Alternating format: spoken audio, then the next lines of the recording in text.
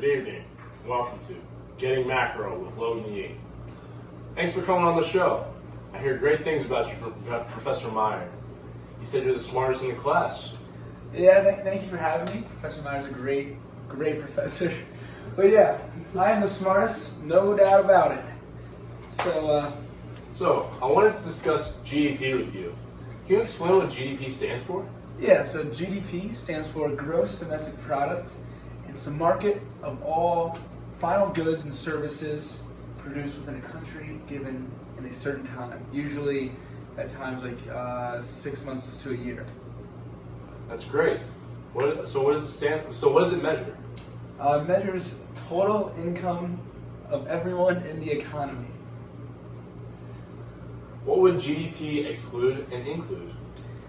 So it includes strictly final goods, no intermediate goods. Intermediate goods would be something that you make to produce something else. But the strictly final goods. And it's always produced within the country. There we go. So something made in China but sold in the USA wouldn't account for USA's GDP because it's produced in China. It also excludes such things as household work, or something that you do it yourself. And we're back from intermission. Sorry, our cameraman had some technical difficulties, but we're back. So, how did the U.S. compare to other countries in 2021? Yeah, so the U.S. is actually first in GDP in 2021. China's close behind, but a big reason to China being second, and even with a very, very high population, was due to being huge exporters of the world, and a lot of countries rely on them. So, what kind of stuff is included in GDP? So, what kind of things go into GDP? Yeah, so there are four components. Those four components are consumption, investments, government purchases, and net exports. Consumptions would be the total spending by a household on goods and services. Investments is total spending on goods that will be used in the future to produce more goods. So that could be like machinery or just things like that. And then there's government purchases, which is the spending of goods and services purchased through the federal, state, local governments. So that could be like traffic lights, or that could be like highways. And then net exports is just exports minus imports. And if you add all them up, add all those four components up, you get GDP. Wow, you are so smart. I know. So, I heard there are two types of GDP. Can you explain them for me? Obviously.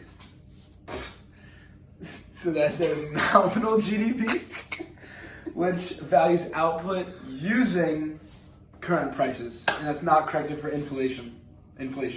Okay. Then there's the second one's real GDP, which values output using the prices of the base year, and that is corrected for inflation. So, it sounds like using GDP is perfect. Is this true? Hell no! Real GDP per capita is a significant indicator. It's a good indicator of the average person standard of living, but it is not a perfect measure of the well-being of a person. And why do you think this is? So it doesn't value the quality of environment, like population or pollution. Doesn't count for leisure time. You know, I love me some leisure time. Doesn't also account for non-market activity, which could be like selling illegal drugs. Oh no. So, why would we care about it? Yeah, so having a large GDP helps a country to afford certain things like better education, better environment, healthcare, and usually, for the most part, a high GDP equals higher quality of life, but obviously that's not always true. Well, I think that just about does it. Thanks for coming on the show. You've enlightened me on GDP. Of course, I am the smartest. Thank you to Professor Meyer's class. And that's Getting Macro with Logan Yi.